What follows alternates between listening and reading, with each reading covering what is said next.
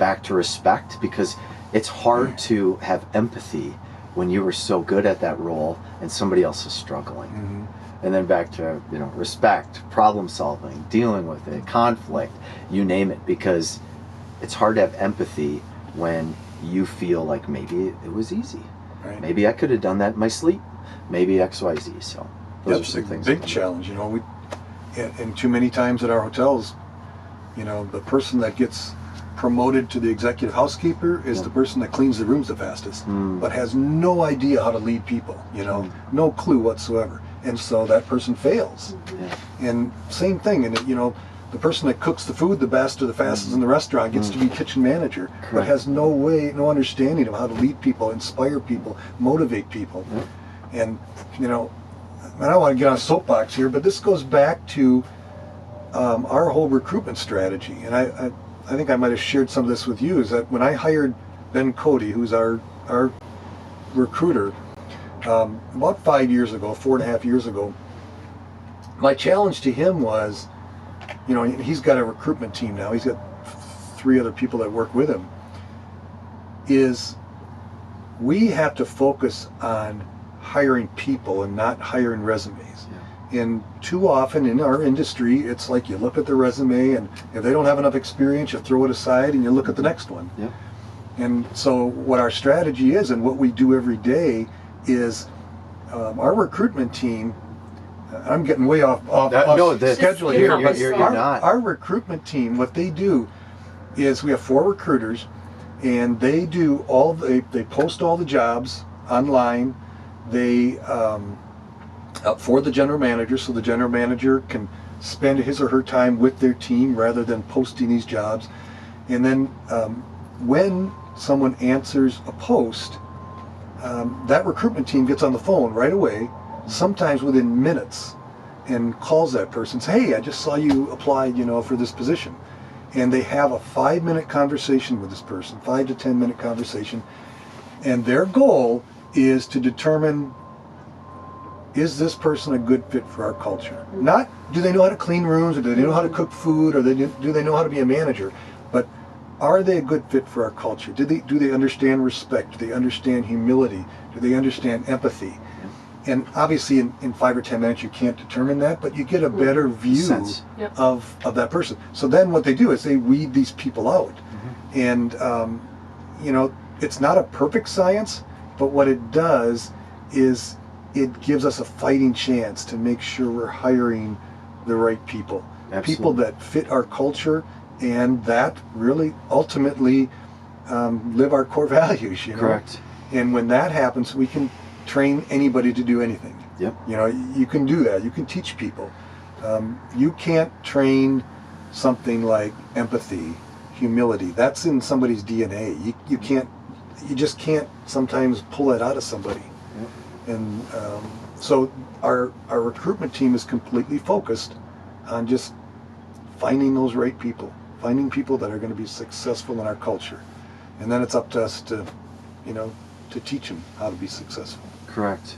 But anyway, that's a long-winded response. I love it. And I think this is, again, why, you know, Cadre and TPI are kind of like a match made in heaven.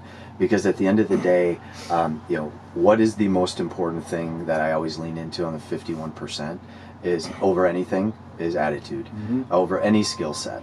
Like we can teach people how to create content, we can teach people how to read data, spreadsheets, you name it. But if somebody is innately negative, if somebody is innately looking at the glass half empty, that is tough to overcome. It doesn't matter if you extra pay, salary, bonuses, that culture is not going to change, and it's not going to change quick unless you have that transformational leader that can ultimately tweak somebody to 51%, which I wish you nothing but the best of luck, because that's very hard. That is really, really hard. So thank you for sharing all that information. We appreciate it. A little bit deeper in regards to more conversations, what did you guys want yet? So one of the things I'm thinking about as you guys are talking is, how do you balance, because if our audience is HR leaders, it's peers, how do you balance the bottom line and we talked about this already. You said earlier in this conversation, you said, I wish I could put a line on the balance sheet that said values in action. Yeah. So how do you manage that as an HR leader, who I'm assuming is you're the soft, you're not, but it typically, right, that's the soft side of the business. How do you balance that in the leadership with your C-suite of, and for you guys are performing, so that's fantastic. What about organizations who maybe don't have that same, that C-suite isn't of the same mind, or maybe they're not performing, but they know they need to pivot? What would you say to that? It's 10 questions in one. Well, sorry, Pete. No, that's a tough one, because, and I'm blessed, TPI is blessed in that, our owners get it. They understand how important a healthy culture is. And I wish John Damerman was sitting here right with us right now to tell you about it, because he's just very passionate about it. Mm-hmm. And I had a call with him yesterday, and we've got a management change at one of our properties, and John's just sitting there trying to identify how do we fix this? How do we put a different person in here? We're looking at all the different maybe promotions that we could have and that type of thing, and he gets it. He'll say right out there, this person's got the edge because he or she's got empathy or the humility to do this job. So John gets it. So I'm really blessed to have that. And a lot of what I've experienced and learned over the years comes from Tom Torgerson, the guy that developed this company. And Tom is as humble of a person that you're ever going to find. He gets it, and that just flows throughout the organization, and so it's got to start somewhere. It's got to start that seed somewhere, and that's my challenge every day, is to allow the culture that Tom has started 50 years ago with TPI, when we built our first hotel, and allow it to continue to grow and continue to create success for us. We're not perfect, God. We make mistakes all the time. We're just really screwed up sometimes. But we can always go back on that culture. Our values, our vision, our purpose, we know that's what's driving the bus. And, to answer your question, how do other organizations do that? I don't know I have an answer, except that you have to allow those key leaders in your organization to understand the value of someone who's got humility, who's got empathy, who is respectful. And sometimes they just need to look back at their own careers. I mean, if you could take any CEO today and sit down with that person and say, tell me a story about in your career where you had a manager that was a real a-hole, Yeah. And they'll tell you a story. Absolutely. And and then it's like, well, you don't want to be that guy. So true. It's so true. It's so true, Pete. It is absolutely so true. Okay, to flip the coin on that emotional, conversation, I'd like to say a lot of, Fortune 500 companies in our backyard, a lot of small businesses, a lot of mid-sized businesses, probably 5,000 plus organizations in Minnesota. In your organization, TPI was selected as the best place to work for 2023 by Star Tribune. And I think that is by the Minneapolis-St. Paul Business Journal. Oh, Jesus! Oh my God! Yes, but by the Minneapolis-St. Paul Business Journal. Correct. I apologize about that. But when you take a step back and when you think about that, what does that really mean to you? Like, what does that give you? What sense do you take away when that was recognized for all of your people? Well, it's really emotional because it's not one or two people that make that happen. You know, it's a complete example of teamwork, of people working together for one cause, and that is to create win-win outcomes. And it takes a great group of people with a common vision. And you know, our vision is that, you know,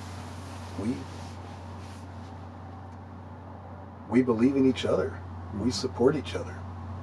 And you know, when we talk about our company vision statement, you know, that you know, whatever it takes, you have the power.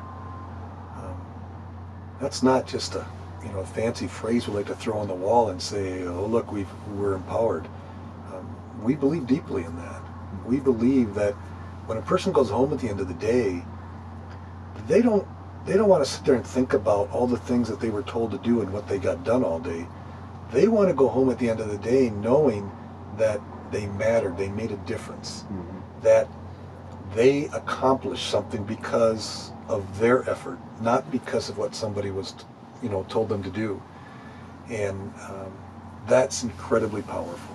Yeah, and if I had to put my finger on one thing that has allowed us to be recognized for an award like that, like the best places to work, I think that empowerment is incredibly important, because I think we can all relate to that in any role that we've had in our careers.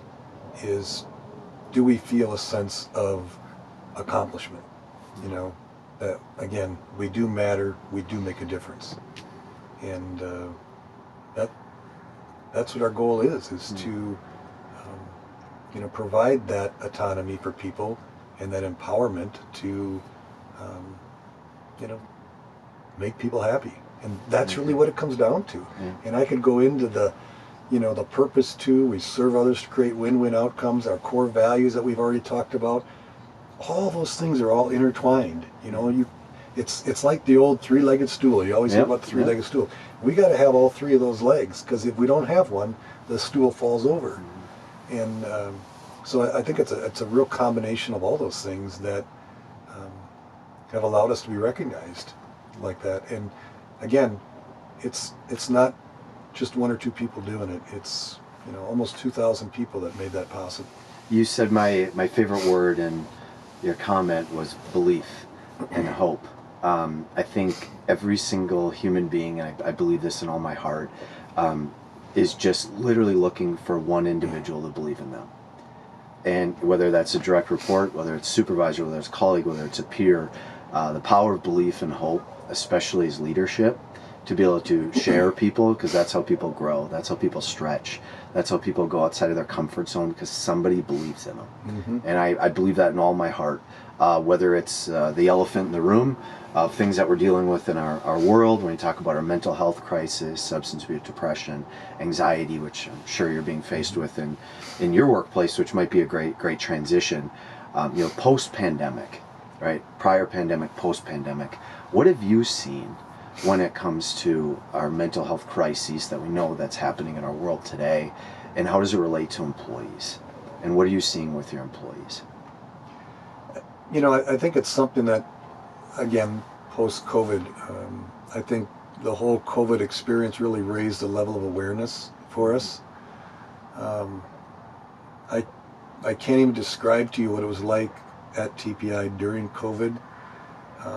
And I would get daily messages from people about the way they were feeling and the anxiety they were having, and the way TPI tried to battle that was to just stay in constant communication with all of our associates. a vast majority of them were, furloughed or just taken off the schedule. And, our revenues go down 90%. And we were doing everything we could just to keep our head above water. And, but I think it was that constant communication. We'd send out videos.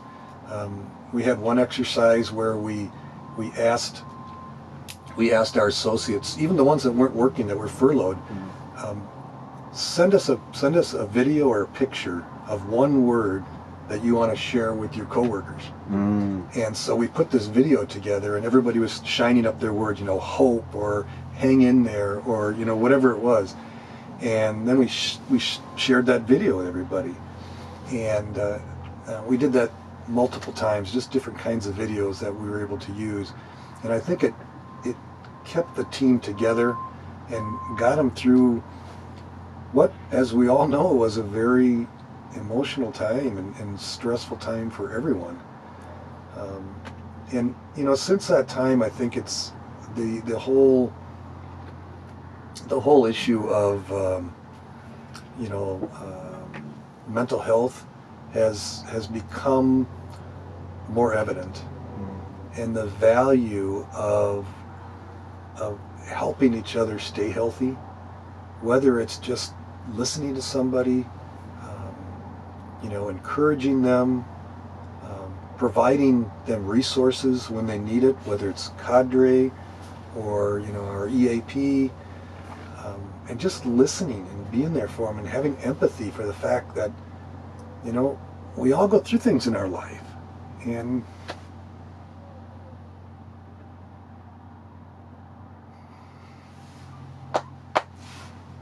sometimes it can be really difficult. Yeah. Thank you for sharing, Pete. Here for you too. Here for each other, right? We're here for each other. That's the most important thing. Well, Thank you for sharing that. sure. Really appreciate it. It goes deep when you talk about those things. Yeah. It goes really deep. It's to the core.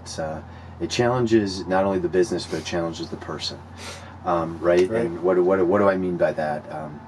I think it's really easy to take somebody who's struggling in their role and responsibility to say you're not doing your job. Right. I think it's really hard to take somebody in that role and responsibility to look at them and say, how can I help you? Nobody's showing up tomorrow at the role or the responsibility and saying, I want to suck today. Right. Nobody wants to do that. I'd say there's very few people in our world that do. But I think most people are just waiting for somebody to reach out their hand and say, I'm here for you. I'm here to support you. I'm here to help you. Or here's a bridge. Here's a connection. Here's a talking point. Here's somebody that feels like you. And when that happens, I think companies will have a loyal employee that will stay with, whether it's potentially forever, or whether it's engaged, whether it is dedicated, loyal, lives, eats, and breathes into mission and values, because it's a company actually doing what they say they're going to do. And I think that's powerful. I think that's special. Yeah, and I think it really goes deeper than just wanting people to stay with your company. Yeah. Sure, that's a fringe benefit. You want to lower turnover. That's always important, but it's more than that. It's about being able to impact not only our industry but our world. Correct. And I talk about all the time with my HR team and others, is that our goal is that the day that someone leaves TPI, they're a better person than the day they joined TPI. And if that happens, then we're doing our job. That's what our job is. And selfishly, what that does is when we can help someone become a better person, obviously, they go home at the end of the day and they treat somebody else better. Correct. And that's the beauty of it. That's the beauty of it. And I talk to our managers all the time, is that don't negate or lessen the impact you're having on people's lives, because not only are you impacting the lives of your guests, which you really are, because our guests have challenges too in their lives. We need to seek to understand. We need to understand them too. And we talk about these win-win outcomes all the time. We are impacting people's lives every day. Even a simple example, well, I talk to my recruitment team, and I'll say to them, I say, don't forget how you're impacting people's lives. Because when you find a job for somebody, that's a big thing. It might be somebody who's just been looking and looking and looking and can't find a job, or can't find a job that fills their heart and gives them purpose. But if our recruitment team can find that role for somebody and put them in that role, you're impacting that person's life. Because you're giving them a sense of value, you're providing them an income so they can care for their family, and it goes on and on and on. Exactly. And that's what we want to do. I'm gonna thank you so much for that. I'm gonna ask you a personal question. In the last 2 to 4 years, and I think I know the answer, but I'm gonna ask you. In the last 2 to 4 years, right, post-pandemic, 3 years, how many individuals under your tutelage and guidance have left TPI under yours, like through HR?